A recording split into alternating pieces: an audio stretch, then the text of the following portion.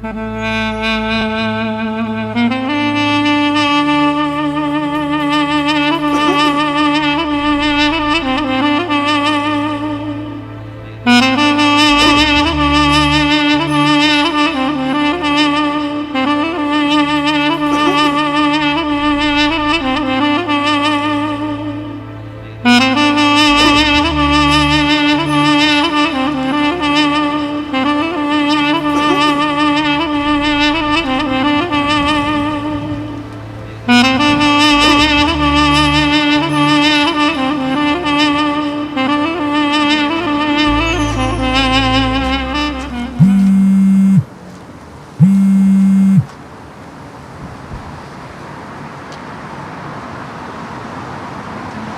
كركم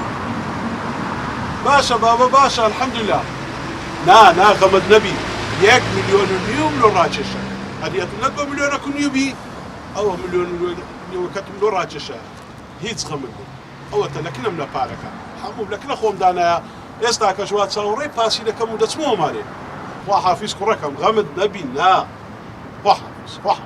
ئەو پیرەمێردا پێویستی بەو هەموو پارەی نییە بە هەژارێکی وەک من سوودی لێ بینێت. ولا بينا باري كنا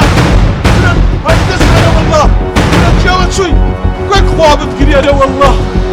الله بارك لي يبلتك ركاك ورا مقربة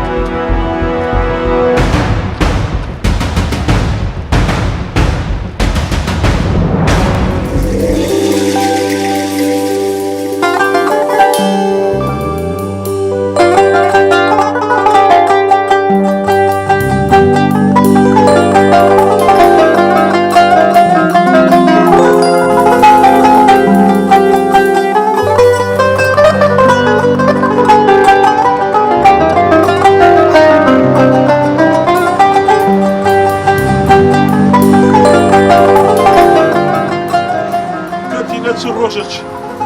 هو خلقوها برسيبوها حرب الروج ناقزين لك أمن يزداد سبك رقم اليوم حنم تاني بدوشي كو كنا تشرمناك يتزينك لو خواينا لتلساي خارم دزنيمة والله مدزنيمة كنا كودزني اليوم تو بارنا من ندزي استا خارم أخوة مدزنيمة بس دودة قد جمية بودو ولا جويت اللي وراقل هاي دز عليه والله خارة بالله أمر إستاذ سيش ديان كردم وضعي مادي بخرافة والله هناني لماري بخوي داش كرم داش لا حول ولا قوة إلا بالله دالك أجل لخوشة تستي بحملياتي هاي خويا تصرفش شي رشبتي كتير خارة والله يا مدزنيمة خارة بالرب كلمالي منا ماني بخون من دالك أنا لا حول ولا قوة إلا بالله من دالك نخوش مي بيستي بعملياتك بارمنيا ولو يقبل على بود زيمن تابناك والله خارة من تسنيمة شيطان بيستي أم بيبقى أوش خطأ وقد من تسنيمة وتزيش ناكم أنا إن شاء الله قد زيناك لا أم نرجو روجي منازي الحمد لله أم كابراجي إسلام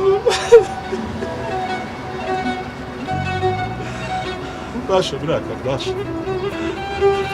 ما شاء الله لو صدفي كركم لكات ساتي خوي جيشت تزاني وكاري يجي والله خارة اوي كركما بين دنيري شجمان زارك صالة زارك دينيري لبوي كسج مستحق ببي المو باركي بدبي بخير مش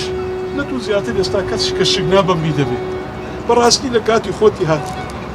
بروح بيت حلال بمكشي لي داكن قردان تخوشو عذابي او بارا لبوت ولو روح يعني باري ديما بروح باري يكركش مود وعخير لو كركمكا بروح لازم بدالة كانت بيبكا باشا يا ربي خدايا تمني توكر قدريش يا ربي خدايا حفظتها منك يا ربي آمين يا ربي ورقي بلاكم الشرب مكة لا دعاي ببشمع مكة بتايبتي كركم أنا ممنون استغفر الله كركم استغفر الله خارة قردن بأعذابك رباك وقردن خوش وعذابي لا دعاي خير ببشمع مكة لا حول ولا قوة إلا بالله. راوة كاك راوة.